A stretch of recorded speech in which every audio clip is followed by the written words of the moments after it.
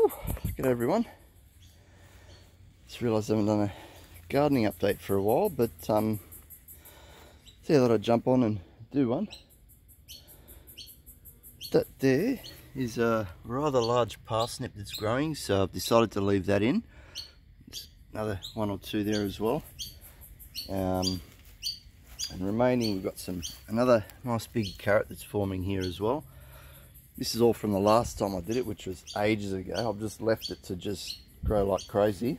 I've just pulled these ones out. These are a couple of medium-ish sized parsnips there, so I thought it's time to pull them all out and that. So, and one of the stalks was going quite big, so I thought I'd definitely pull that one out.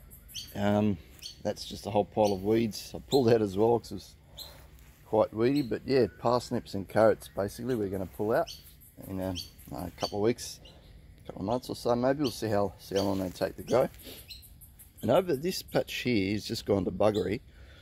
I'd planted some beans and peas here, and I don't think this is a bean stalk or anything that grows peas, but got these little black things that they're green, but they sometimes they turn black, but I don't know what the hell they are. I think they go to flowers. So we'll just see how that turns out. I'm not sure what it is. Might be a weed. There's little blackberry things there growing it. So if anyone knows what that is, yell out. It's got quite a strong sort of stalk, if you can see it in there. It's sort of growing. Can't, but yeah, sort of strongish stalk. So if anyone knows what that is, give me a yell, because I've got no idea. If it's a weed, I'm just going to pull it out. But yeah, so beans and peas, carrots and parsnips, yeah. Let's take these upstairs now and